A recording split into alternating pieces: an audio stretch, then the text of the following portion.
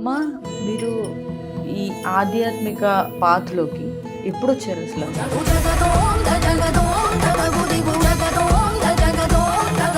చిన్న వయసు నుంచి ఉండే ఉత్సాహం చూపించేదాన్ని, ఎక్కువ దైవ భక్తి.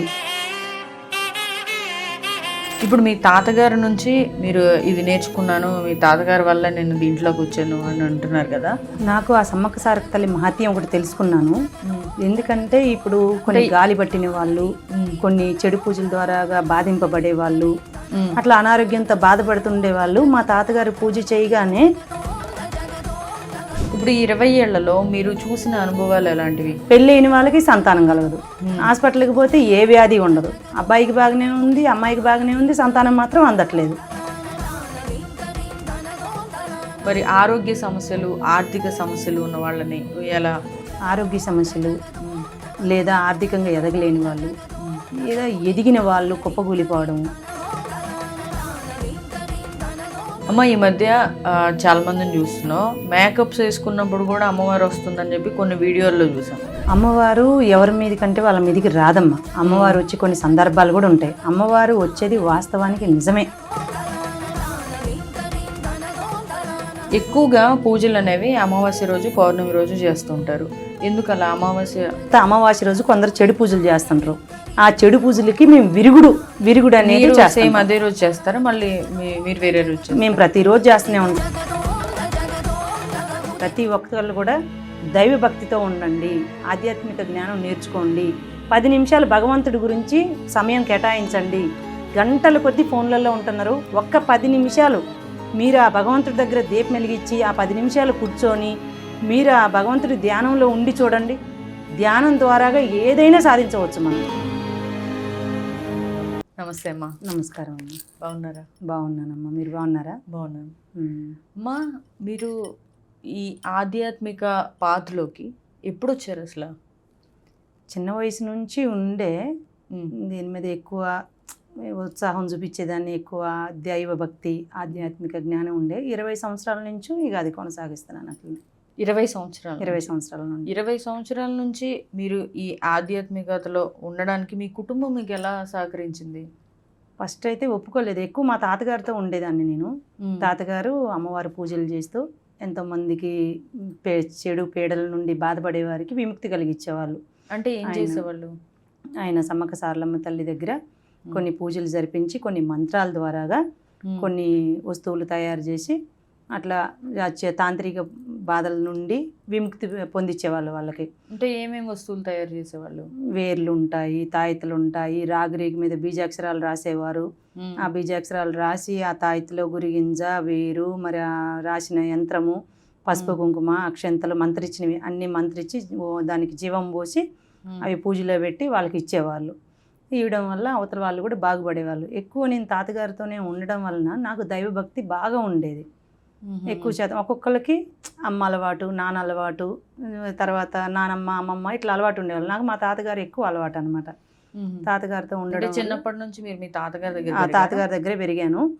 తాతగారి ద్వారాగా నాకు అది అలాగ వచ్చేసింది. అమ్మవారి ఆశీర్వాదం అనుకుంటాం. ఇప్పుడు మీ తాతగారు ఈ వేర్లు అవన్నీ ఆయన ఎప్పుడు మొదలు పెట్టారు? తరతరాల నుంచి వస్తుంది అది.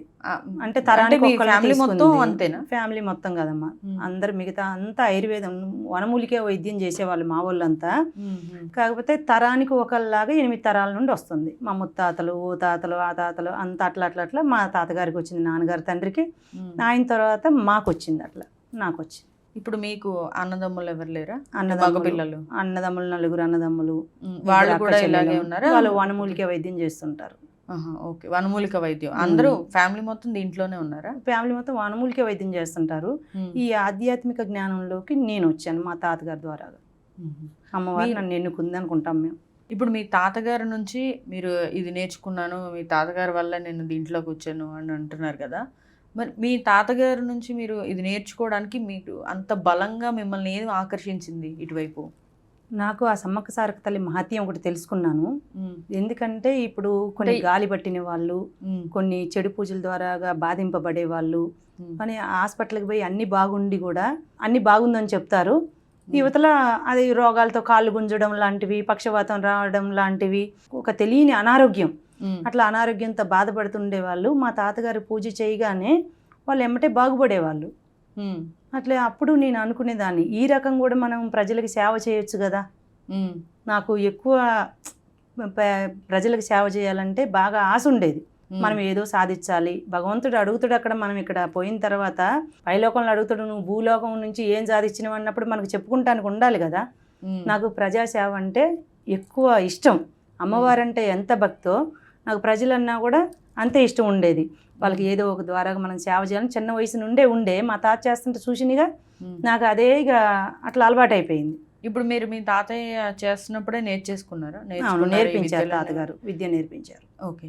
ఇప్పుడు ఈ 20 ఏళ్లలో మీరు చూసిన అనుభవాలు ఎలాంటివి? అంటే మీ దగ్గరికి వస్తారు, సమస్యలతో వచ్చారనుకోండి, వాళ్ళు మళ్ళీ సాల్వ్ అయిపోతాయా వెంటనే, లేదంటే మళ్ళీ మళ్ళీ తిరిగి తిరిగి వచ్చే వాళ్ళు ఉంటారా? తిరిగి తిరిగి వచ్చిన వాళ్ళు లేరమ్మా. మంచిగా బాగా అయ్యి మన దర్శనానికి మళ్ళీ రెండోసారి వస్తున్నారు మన దగ్గరికి అంటే మన దర్శనానికే వచ్చిపోయేవాళ్ళు. ఎలాంటి సమస్యలతో వచ్చేవాళ్ళు అంటే, ఒక వయసు పెరుగుతుంది కానీ సంబంధాలు దగ్గరికి వస్తాయి, ఆగిపోతాయి. సంబంధాలు వస్తాయి, మంచి మంచి సంబంధాలు వస్తాయి, కానీ పెళ్ళిళ్ళు కావు. పెళ్ళి అయిన వాళ్ళకి సంతానం కలగదు. హాస్పిటల్కి పోతే ఏ వ్యాధి ఉండదు. అబ్బాయికి బాగానే ఉంది, అమ్మాయికి బాగానే ఉంది, సంతానం మాత్రం అందట్లేదు. ఏంటి ఆ దోషం? అట్లా వచ్చిన వాళ్ళకి సంతానం కలిగింది, పెళ్లి కాని వాళ్ళకి కుజ దోషాలని అనుకుంటారు. కొన్ని చెడు అక్షంతలు పడ్డప్పుడు పెళ్ళిళ్ళే, ఇప్పుడు తల్లిదండ్రులకు కూడా కొన్ని పెళ్ళిళ్ళే ఇప్పుడు చెడు అక్షంతలు పడ్డప్పుడు పిల్లగాళ్ళకి అది పుట్టిన వాళ్ళకి దోషం తగులుతుంది ఎవరికొకరికి. కొన్ని తాంత్రిక పూజలు చేసే వాళ్ళు ఈ తిప్పేస్తుంటారు కదా, ఆ తిప్పేసి దాటినప్పుడు కూడా ఇప్పుడు వాళ్ళు తిప్పి దాటారని మీకు ఎలా తెలుస్తుంది? మనకు అంజనంలో తెలుస్తుంది.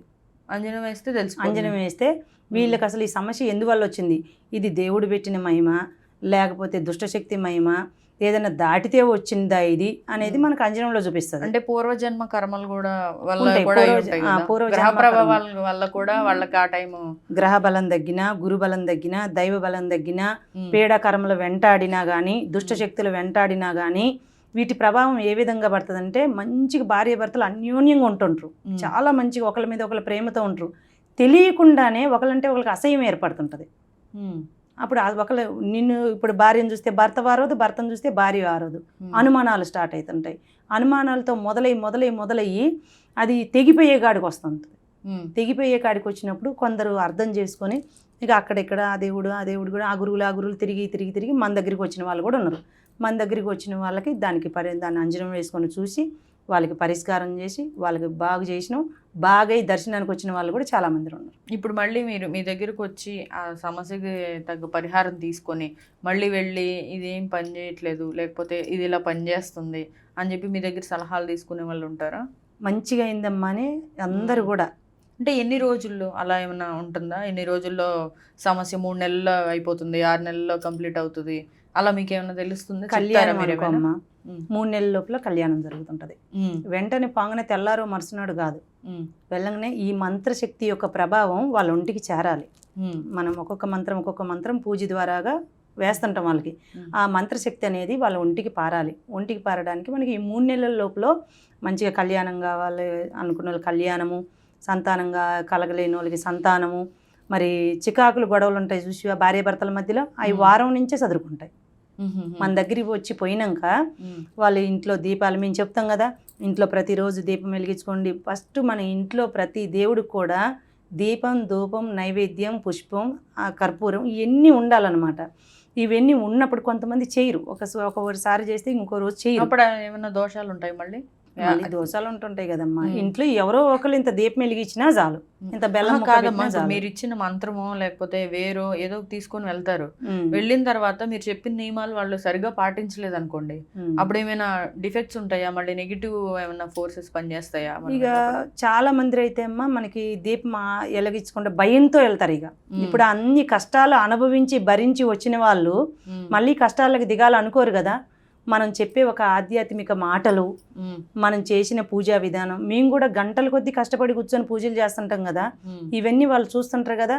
మన గురించి ఇటు అమ్మ బాధపడుతుంది, మనం ఇన్ని కష్టాలతో బాధపడుతున్నాం మరి అని చెప్పేసి మేము చెప్పే మాటలు వాళ్ళు తీసుకొని వాళ్ళ ఇంట్లో రోజు దీపాలు పెట్టడము, మంచిగా దైవభక్తి దీపం వెలిగించినప్పుడే మనకి ఇల్లు వెలిగి వస్తుంటుంది. ఇప్పుడు సాయంత్రం ఆ రైతి ఇల్లంతా చీకటి అయిపోద్ది. నువ్వు లైట్ వేసినంత వరకు అది చీకటిగానే ఉంటుంది. ఎప్పుడైతే మనం లైట్ వేస్తామో ఎంత వెలుగు వస్తుంది. పూజ గదిలో కూడా అంతే. ఎప్పుడు ఏ ఇంట్లో అయితే గంట మోగుతుందో అప్పుడు దుష్టశక్తులు అనేవి పరారులైపోతాయి. గంట మోగిన ప్రతి ఇంట్లో దైవశక్తి అనేది ఇంట్లో ఉంటుంది. అమ్మ, ఈ మధ్య కాలంలో మనం చూస్తూనే ఉన్నాం, పెళ్లి కానీ యువకులు పెరిగిపోతున్నారు. సో అలాంటి వాళ్ళు మీ దగ్గరికి వచ్చారనుకోండి, వాళ్ళకి మీరు ఇచ్చే సలహాలు ఏంటి? అంటే వాళ్ళకి ఏం చేయమని చెప్తారు? ఏ మంత్రాలు ఎలాంటివి మీరు సజెస్ట్ చేస్తారు వాళ్ళకి? ఇప్పుడు ఒక్కొక్కరికి ఒక్కొక్క దోషం ఉంటుంది. ఒక్కొక్కరికి జంట నాగులు చూసినప్పుడు కళ్యాణ దోషం పడుతుంది, పెళ్ళి కావు. ఒక్కొక్కరికి కుజ దోషం ఉంటుంది, ఒక్కొక్కరికి అక్షంతల దోషం ఉంటుంది, ఒక్కొక్కరికి పూర్వజన్మ కర్మ ఫలితం ఉంటుంది, ఏది పెళ్ళిళ్ళు జరగకుండా. అట్లాంటి వాళ్ళకి సర్పదోషం ఉన్న వాళ్ళకి సర్పదోషము, కుజదోషం ఉన్న వాళ్ళకి దానికి సంబంధించినది ఎలాంటి దోషం ఉందో అలాంటి ఒక పూజ మేము అక్కడ అమ్మవారి దగ్గర ఏర్పాటు చేస్తాం. ఏర్పాటు చేసి వాళ్ళని కూర్చోబెట్టి ఒక్కొక్క మంత్రం చెప్తూ ఒక్కొక్క వస్తువు వాళ్ళ మీద నుంచి తిప్పేస్తుంటాము. ఒక్కొక్క వస్తువు మనం వాళ్ళ మీద నుంచి ఎప్పుడు తిప్పుతామో వాళ్ళపైన ఉండే చెడు ప్రభావం, వాళ్ళపైన ఉండే చెడు కర్మలు, చెడు దోషాలు, నాగదోషాలు కానీ ఎలాంటి దోషం ఉన్నా ఆ దోషాలన్నీ ఒక్కొక్క వస్తువుతో ఒక్కొక్క మంత్రం చెప్తూ ఎప్పుడు మనం తీసేస్తామో అవి తీసేసిన తర్వాత మళ్ళీ మనం రాగిరేగి మీద మంత్రం రాసి బీజాక్షరాలతోని దాంట్లో మంత్రశక్తి నింపి ఇస్తాము. వాళ్ళకి ఖచ్చితంగా దోష పరిహారం అయిపోయి కళ్యాణం జరుగుతుంటుంది. అమ్మ, సాధారణంగా పెళ్లి కాని వాళ్ళకి జంట నాగులకి పూజ చేయమంటారు. సంతానం లేకపోయినా కూడా, పెళ్లి కాకపోయినా జంట నాగులకి పూజ చేయమని అంటారు కదా. జంట నాగులకి పూజ చేయడం ఏంటి అసలు? దానివల్ల వచ్చే ఫలితం ఏంటి? జంట నాగులకు పూజ చేయటం అంటే అమ్మ మనకి కాలసర్పదోషాలను ఉంటుంటాయి. కాలసర్పదోషాలు, నాగదోషాలు ఇట్లా ఉండేటప్పుడు అవి పోవాలి అంటే ఈశ్వరుడు మెల్లో నాగేంద్ర స్వామి ఉంటుంటాడు. సుబ్రహ్మణ్యం కూడా నాగేంద్ర స్వామికి నాగకులానికి చెందినవాడు కాబట్టి మనం ఎప్పుడైతే జంట నాగులకు పూజ చేస్తామో పూజించినప్పుడు మనలో ఉన్న ఇప్పుడు కాల దోషాన్ని, ఆ కాల దోషాన్ని మనలో ఉన్న ఒక చెడుని, ఆ విషాన్నంతా లాగేసుకొని మనకి మంచి ఆశీర్వాదం చేసి పంపిస్తుంటారు. దానివల్ల పెళ్ళిళ్ళు కూడా అవుతుంటాయి. కొంతమందికి అయినా కూడా అవ్వలేదు అని అంటే అది కొన్ని వేరే ఉంటుంటాయి. ఆ వేరే ఉన్నప్పుడు మన దగ్గరికి వచ్చినప్పుడు ఆ దోషాలు కూడా తీసేస్తుంటాం. ఇప్పుడు సంతానం కోసం వచ్చే వాళ్ళు ఉంటారు మీ దగ్గరికి. సంతానం కోసం వచ్చే వాళ్ళకి హెల్త్ రిలేటెడ్ సమస్యలు కూడా ఉండుంటాయి కదా. వాళ్ళకి ఎలాంటి పరిష్కార మార్గాలు చూపిస్తారు? లేదు వాళ్ళకి ఇంకేదైనా దోషాలు ఉన్నాయని మీకు ఎలా తెలుస్తుంది? అనారోగ్యంగా పరంగా ఉన్న వాళ్ళకి నేను మందులు కూడా ఇస్తుంటాను. అనారోగ్యపరంగా ఉన్న వాళ్ళకి అంటే ఆయుర్వేదం చెట్లు మూలికలతోని కొన్ని మందులు తయారు చేసి వాళ్ళకి అలా కూడా ఇచ్చి సంతానం కలిగిస్తుంటాము. ఇంకొకటి, అంత ఆరోగ్యంగా బాగానే ఉన్నారు అయినా సంతానం కలగట్లేదు, పెళ్ళి 5 ఏళ్ళు అయిందో 4 ఏళ్ళు అయిందో 10 ఏళ్ళు అయిందో అయినా సంతానం కలగట్లేదు అన్నప్పుడు వాళ్ళకి బలమైన కారణం ఏంటంటే దుష్టశక్తి ఆవహించి ఉండాలి, లేదంటే ఏదన్నా నాగదోషమో ఏదన్నా దోషం అన్న తగిలి ఉండాలి. అలాంటి దోషాలు లేదంటే ఏదన్నా తాంత్రిక పూజ అయినా వాళ్ళపైన జరిగి ఉండాలి. అవి ఉన్నప్పుడు మేమేం చేస్తామంటే అంజనంలో చూసుకొని వీళ్ళకి ఇది పరిస్థితి, ఈ సమస్యని ఈ పూజ ద్వారాగా మనం తీర్చేయచ్చు అని మేము చూసుకొని అమ్మవారి ఆశీర్వాదం తీసుకొని వాళ్ళకి ఎలాంటి దోషం ఉన్నాయిగా ఎలాంటి దోషం ఉన్నా దోషాలు తీసేసినప్పుడు వాళ్ళకి సంతానం అనేది కలుగుతుంది. ఇప్పుడు వారికి ఎలా ఏం మందులు ఇస్తారు? అంటే వేర యంత్రమా, మంత్రమా? పౌడర్ రూపంలో ఇస్తుంటాం. పౌడర్ని ఒకసారి గోళీలాగా కూడా తయారు చేసి, మింగలేని వాళ్ళకి గోళీలాగా కూడా తయారు చేసి ఇస్తుంటాం. అంటే వాళ్ళు దాన్ని తినాలా? భార్యాభర్తలు ఇద్దరు తీసుకోవాలి. ఏది అన్ని బాగుండి కూడా ఆరోగ్యంగా పరంగా బాగలేని వాళ్ళకి అట్లా, అన్ని బాగుండి సంతానం అందట్లేదంటే ఏదైనా చెడు మహిమ. అమ్మ, ఇప్పుడు సంతానం గురించి ఇట్లాంటి మందులు ఇస్తానని చెప్తున్నారు. మరి ఆరోగ్య సమస్యలు, ఆర్థిక సమస్యలు ఉన్న వాళ్ళని ఎలా? వాళ్ళు కూడా సేమ్ అయితే ఎలానైనా ఆరోగ్య సమస్యలు లేదా ఆర్థికంగా ఎదగలేని వాళ్ళు, ఏదో ఎదిగిన వాళ్ళు కుప్పగూలిపోవడం, ఉన్నట్టుండి బాగా మంచిగా సంపాదించుకొని తిరిగి అంత కష్టపడి మంచిగా సంపాదించుకొని ఒక ఇల్లు నిర్మించుకున్న తర్వాత వాళ్ళు మళ్ళీ అప్పులు పాలవ్వడము, మళ్ళీ వాళ్ళకి అనారోగ్య సమస్యలు మొదలవ్వడము, అలాంటి ఎందుకు జరిగిన నరదృష్టి ఒకటి ఉంటుంది, చెడు ప్రయోగాలు కొన్ని ఉంటుంటాయి. తర్వాత చెడు శక్తులు ఇంట్లో వచ్చి కూర్చున్నప్పుడు లక్ష్మి వస్తే ఇక లక్ష్మీదేవత ఉంటుంది అక్కడ. అట్లా అలాంటి చెడు చికాకులు జరిగినప్పుడు వాళ్ళు కుప్పకూలిపోతారు అనమాట, కోలుకోలేరు. ఎన్ని దేవుళ్ళకి పూజలు చేస్తూనే ఉంటారు, ఎంతోమంది గురువుల దగ్గరికి పోతూనే ఉంటారు, ఏ గురువుని తప్పుపడటానికి లేదు. ఎక్కడ ఒక్కొక్క దగ్గర ఒక్కొక్కరికి పరిష్కారం దొరుకుతుంటుంది. పరిష్కారం కాలేని వాళ్ళు తిరిగి మన గురించి తెలుసుకొని వచ్చిన వాళ్ళు కూడా ఉన్నారు. అట్లా వచ్చిన వాళ్ళకి మనం ఏం చేస్తామనంటే కొన్ని వస్తువుల ద్వారాగా వాళ్ళకి ఏ సమస్య ఉందో తెలుసుకొని ఆ సమస్యని వాళ్ళకి అంజనంలో చూసుకొని వాళ్ళకి మనం పూజలు పెట్టి వాళ్ళకి మళ్ళీ ఒక అభివృద్ధి కలిగేట్టుగా సంపద, సిరి సంపదలు, ఆరోగ్యాలు బాగుండేటట్టుగా, మళ్ళీ భార్యాభర్తల మధ్యలో ఐక్యత ఉండేటట్టుగా మనం చేసి పంపిస్తుంటాం అనమాట పూజలు. ఇప్పుడు చెడు ప్రయోగాలు జరిగిన వాళ్ళు ఉంటారు కదా, చెడు వాళ్ళని డైరెక్ట్ గా మీ దగ్గరికి తీసుకొస్తారా? జనరల్ గా మళ్ళీ లేకపోతే వాళ్ళకి తెలిసిన వాళ్ళ బంధువులు ఎవరైనా వచ్చి మీ దగ్గర ఆ మూలికలు తీసుకొని వెళ్తే సరిపోతుందా? లేదమ్మా, వాళ్ళని తీసుకురావాలి. కొంతమంది చెడు జరిగిన వాళ్ళకి మన దగ్గర కొంతమంది తీసుకొని వస్తారు. తీసుకొని వచ్చి వాళ్ళని బాగు చేయించుకొని పోతుంటారు. ఇప్పుడు ఏదో వివాహం దోషం అయ్యి దూరభారంగా ఉండి రాలేని వాళ్ళకైతే ఇప్పుడు చాలామంది ఎట్లున్నారంటే చాలా దూరం నుంచి అమ్మ మేము రాలేకపోతున్నాం అమ్మ, మా పరిస్థితి ఎట్లుందమ్మా అని బాధపడేట వాళ్ళు ఉన్నారు. ఇప్పుడు నేనేం చెప్తున్నానంటే రాలేని వాళ్ళకు కూడా మనం ఇక్కడి నుంచి పరిష్కారం చూపిస్తూ కొన్ని వస్తువులు మా శిశువుల ద్వారాగా వాళ్ళకి పంపిస్తుంటాం అనమాట. అమ్మ ఈ మధ్య చాలా మందిని చూస్తున్నాం, మేకప్స్ వేసుకున్నప్పుడు కూడా అమ్మవారు వస్తుందని చెప్పి కొన్ని వీడియోల్లో చూసాం. కొంతమంది ఫేక్గా కూడా వీడియోలు పెడుతూ ఉన్నారు, అమ్మవారు వచ్చేసింది అని చెప్పి ఏదో మాట్లాడుతుంది అన్నట్టుగా. మరి నిజంగానే అమ్మవారు వస్తుందంటారా? అమ్మవారు ఎవరి మీదకంటే వాళ్ళ మీదకి రాదమ్మా. అమ్మవారు వచ్చి కొన్ని సందర్భాలు కూడా ఉంటాయి. అమ్మవారు వచ్చేది వాస్తవానికి నిజమే, అబద్ధమేం కాదు. అమ్మవారు వచ్చేది నిజమే, కానీ కొంతమంది రాకపోయినా కూడా వచ్చినట్టుగా చేసేవాళ్ళు కొందరు ఉన్నారు. కొంతమందికి నిజంగానే అమ్మవారు వస్తుంది. అమ్మవారు వచ్చి ఆ తల్లి ఉన్న ఒక 2 నిమిషాలు ఉంటుంది, ఒక 2 నిమిషంన్నర 2 నిమిషాల్లో ఆ తల్లి చెప్పేసి వెళ్తుంటుంది. ఎందుకంటే ఇంతకుముందు పూర్వకాలంలో పల్లెటూర్లలో మనకి మరి గ్రామ దేవతలే మీదికి వచ్చి చెప్పేవాళ్ళు, మీరు ఇది చెయ్యండి. ఇప్పుడు ముత్యాలమ్మ తల్లి పండుగ శ్రావణ మాసాలు వస్తాయి, పల్లెటూర్లలో గత్తర్లు వేస్తుంటుంది. గత్తర్లు వేసి వాంతులు, విరోచనాలు, ఈ జ్వరాలు ఇట్లా ఉంటుంటాయి అనమాట. ఆ రోజుల్లో మా చిన్నతనంలో అయితే బస్సులు కూడా లేవు. అట్లా టైంలో ఆసుపత్రులు కూడా పోలేని టైం అది. అప్పుడు గత్తర వచ్చేస్తుంది అనమాట. గత్తర వచ్చినప్పుడు ఇక గత్తర అంటే వాంతులు, విరోచనాలు, ఈ జ్వరాలు రావడము, ఇక వైరస్ లాగా ఒక వైరస్ లాగా దాన్ని మా భాషలో గత్తర అంటారు. వైరస్ లాగా వచ్చినప్పుడు అప్పుడు ఇట్లా మా లాంటి వాళ్ళ మీదకి అమ్మవార్లు వచ్చి దానికి ఇట్లా ఇది గత్తర వచ్చింది ఊరి మీద, ఇట్లా శాంతి చేయండి అని శాంతి చేసినప్పుడు ఇట్లా శాంతించేది. ఆ కక్కుడు విరోచనాలు కూడా తగ్గిపోయాయి, విషమ జ్వరాలు కూడా తగ్గిపోయాయి అప్పుడు పసుపు కుంకుమ చేయడం వలన. ఇప్పుడు అలా జ్వరాలు, విష జ్వరాలు, ఇప్పుడు మీరు అంటున్న గత్తర లాంటివి వచ్చినప్పుడు అమ్మవార్లు కొన్నిసార్లు బలి కోరతాయి అంటారు కదా. మనుషుల్ని అట్లా బలి కోరమమ్మ, మనుషులను కాదు బలి కోరతాయి, జంతు బలి ఇస్తుంటారు కదా. కోళ్ళు అవి అంటే మేకపోతులు కోస్తూనే ఉంటారు, గ్రామ దేవతలు కదమ్మా. గ్రామ దేవతలు కాబట్టి కోళ్ళు మేకలు కోస్తూనే ఉంటారు. బెల్లం పాకాలు, బెల్లం పానకం ఉంటది కదా, బెల్లం పానకాలు, కావడిలు, పసుపు కుంకుమలు, వేప మండలతోని నిమ్మ పండ్లతోని జాతరలు జరిపించడం, ఇట్లా జాతరలు జరిపించి ఇక కొంచెం శాంతించినప్పుడు ఇక గత్తర అనేది పోతుంది అమ్మవారి శక్తితోని. ఇక గ్రామ దేవత ఇక శక్తి నిండుగా ఉంటది కదా, అప్పుడు ఆ ఊరికి కూడా ఎలాంటి చెడు జరగకోకుండా ఉంటది అనమాట. అమ్మవార్లు వచ్చేది నిజమే, కొందరు నిజంగా వచ్చి చెప్పే వాళ్ళు ఉన్నారు, కొంతమంది రాకపోయినా వచ్చిందని మాట్లాడే వాళ్ళు ఉన్నారు. ఇప్పుడు అమ్మ గ్రామ దేవతల ఉత్సవాలు అనేసరికి నాకు ఇంకోటి గుర్తొచ్చింది, నిప్పుల మీద నడకుంటది కదా, నిప్పుల మీద ఎందుకు నడిపిస్తారు? సత్యం, భగవంతుడి సత్యం అందులోనే కదా కనబడేది. ఆ నిప్పుల మీద నడక వల్ల మన ఇప్పుడు సామాన్యంగా గింత నిప్పు తగిలితేనే బొబ్బెక్కిపోతాయి, అవునా కదమ్మా.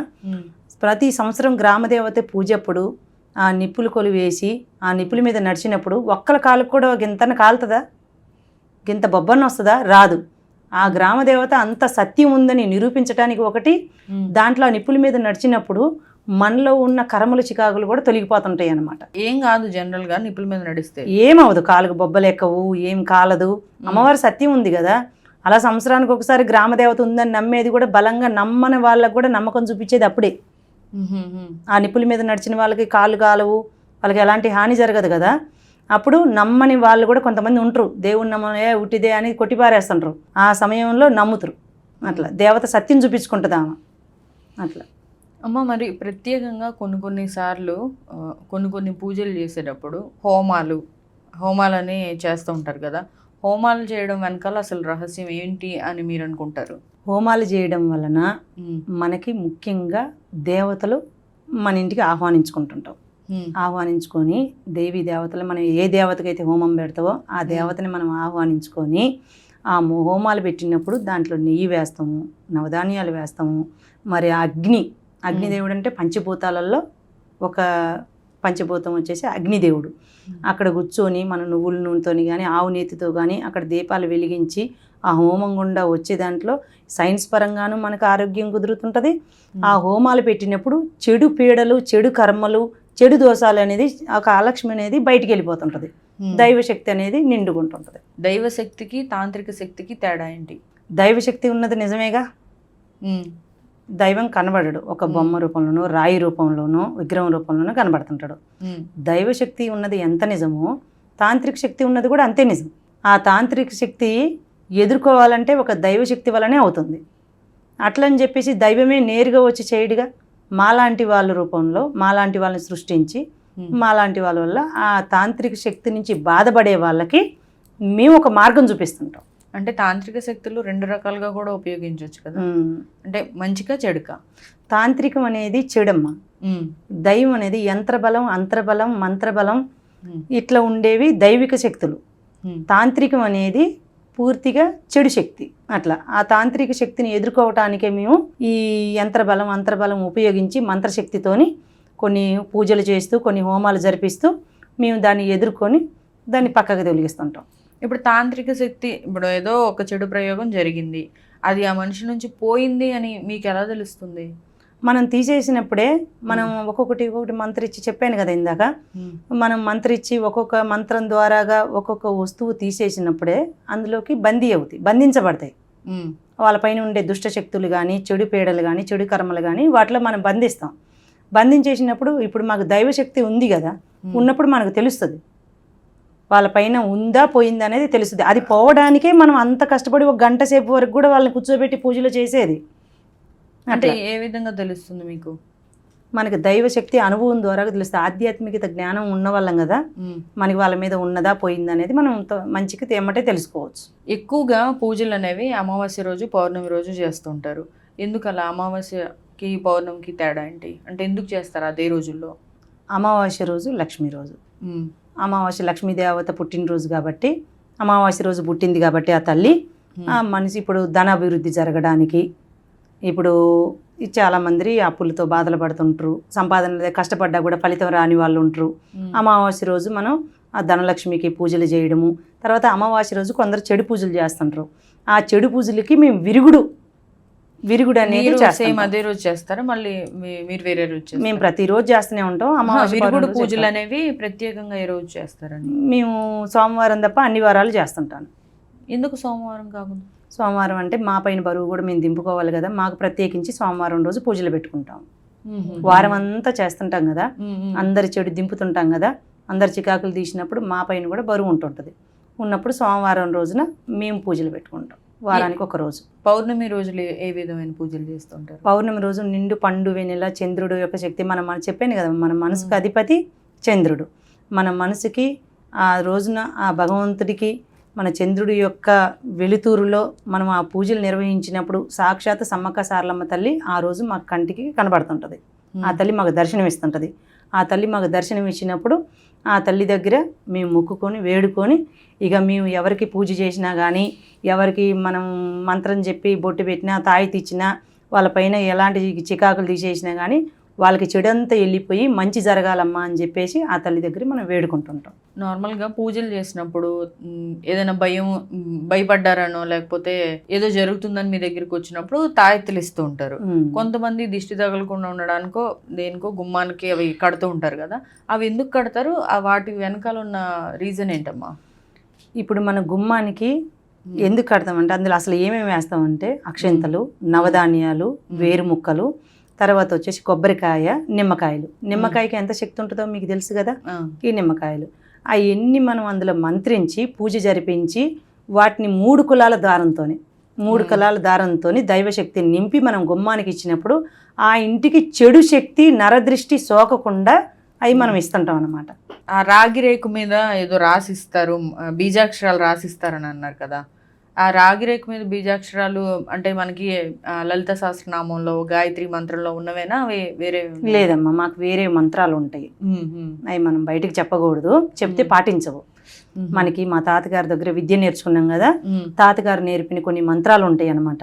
ఆ మంత్రాలని బీజాక్షరాలతో రాసి మనం వాళ్ళకి ఆ తాయితులో నింపిస్తుంటాం. దాని ద్వారాగే వాళ్ళకి మంచి జరుగుతుంటుంది. ఇప్పుడు మీరు అలా రాసి ఇచ్చేటప్పుడు మీరు చెప్పే నియమాలు ఏంటి? నాన్ వెజ్ తినకూడదు, భార్యాభర్త కలవకూడదు, ఇలా మనకి కొన్ని ఆటంకాలు ఉంటాయి, ఆ ఆటంక సమయంలో దానికి దూరంగా ఉండాలి అని ఇలాంటి నియమాలు ఏమైనా చెప్తారా? అన్నీ తినొచ్చు, మంచిగానే ఉండొచ్చు, కానీ ఎవరన్నా కాలం చేసినప్పుడు వాళ్ళని చూస్తానికి పోతారు కదా, ఆ తాయితలు తీసిపోకూడదు. ఎందుకంటే చెడు సమయాల్లోనే చెడు శక్తులు ఆవహించి ఉంటుంటాయి అన్నమాట. ఎప్పుడు వేడి మెల్లో తాయి తీస్తే ఎప్పుడు ఆవహించాలన్నట్టుగా ఉంటాయి. కాబట్టి అక్కడ కాలం చేసిన వాళ్ళ దగ్గరికి వెళ్ళి వచ్చిన తర్వాత ఆవు పాలతోని కడిగి నీళ్ళతోని కడిగి సాంబ్రేణి దూపం వేసుకొని మనకి దీపరాజుని దగ్గర దీపరాజునికి చూపించుకొని మనం అలా వేసుకున్నప్పుడు మళ్ళీ అదే శక్తి యథాశక్తి ఉంటుంది వాటికి. అట్లా ఇప్పుడు మీరు ఇన్ని సంవత్సరాల నుంచి ఆధ్యాత్మికతలో ఉన్నారు కదా, ఆధ్యాత్మికలో ఉన్నప్పుడు మీ లైఫ్ ఎలా ఉంది? అంటే నార్మల్గా ఉన్నప్పుడు ఎలా ఉండేది?